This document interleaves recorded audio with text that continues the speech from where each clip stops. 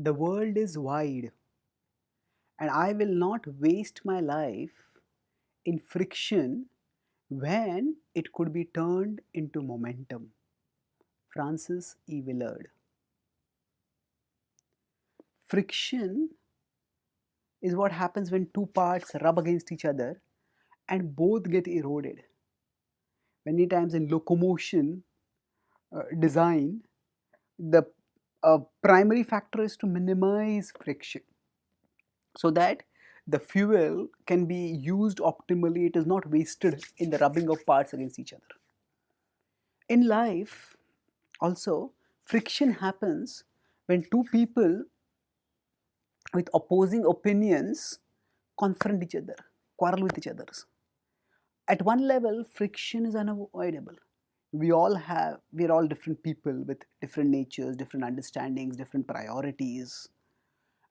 And then when we come together in any form of relationships, then there is a possibility that these differences will come to a head and they will cause conflicts. At the same time, we need to understand that there are certain conflicts which are unavoidable, and there are certain conflicts which indicate that they had best be avoided. And how do we avoid the conflict? In some cases, we might just tolerate and avoid the confrontation. But in some cases, if we just don't get the space to be ourselves, the space to grow, the space to improve in our life, the space to do that which we feel inspired to do, then instead of just having friction, we could just move to some other place. We could change our location, like, and then there we can develop our momentum. We can make our contribution. Suppose we are going on a crowded road and the traffic is literally inching along. Now, that may be a short road. We may think I can get to my destination quickly. And if we look at our Google map and we find that there is some other road, it's significantly longer than the present road. And normally, it would have taken much more time to go by that road and reach the destination. But in this case, because this road is so crowded, going by it will take far more time than normal, and therefore if we go by the other road which is relatively clearer, then although it may require more effort in terms of driving, we will have the satisfaction of moving, and we'll be moving faster, and we will eventually get to our destination quicker. So like that, sometimes when there is a settled situation in our life, this is the road on which I am traveling, and this is on the road on which I have regularly traveled. So when there is a settled situation in our life, we may be reluctant to change that. But if in that settled situation there is constant conflict, then we do not move forward. Sometimes two people are working together in the same project, and both of them have widely differing visions of how the things are to be done. And constant conflict. In such a situation, although both may be comfortable or at home in that particular project, but one of them may well have to decide how much time and how much of my life can I spend in friction like this. Let me just move on some other road to move forward in my life. So when that energy which is being dissipated in friction, when it can be converted to momentum, then why not? Why not? So if we have this level-headed intelligence, not a sentimental attachment, then with that level-headed intelligence, we can actually take the detour that is necessary, and we may get to our destination earlier. For taking such necessary detours, we need a vision of life that releases us from attachment, that helps us to see life in the bigger picture. And it is spiritual vision that helps us to do this. Spirituality helps us to understand that we are much bigger than our situations.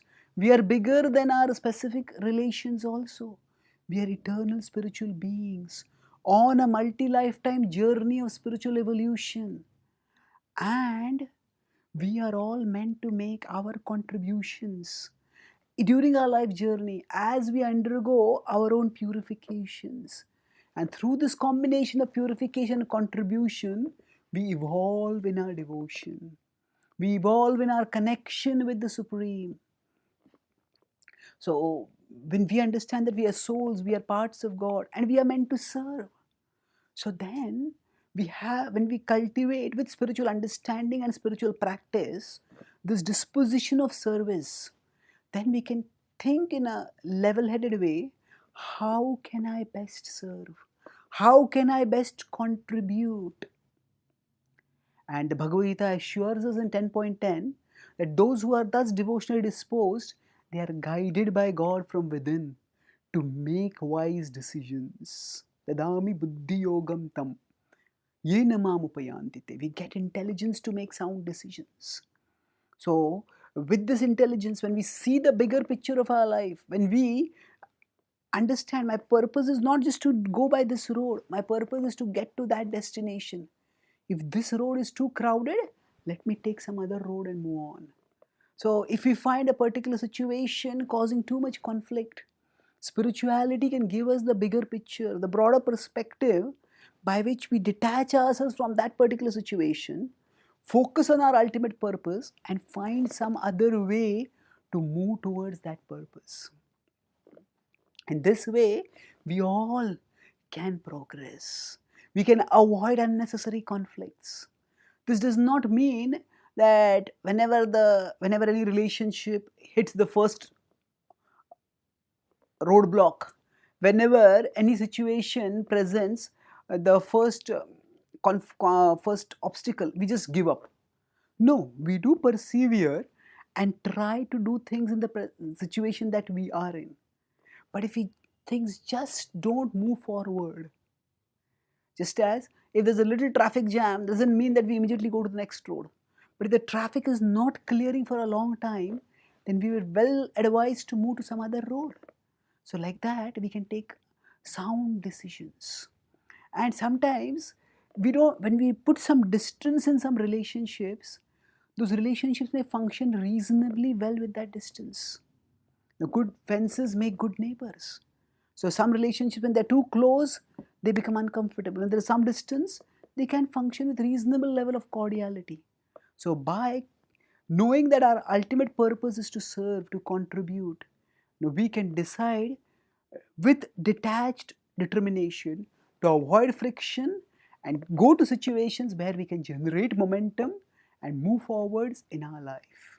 Thank you. Hare Krishna.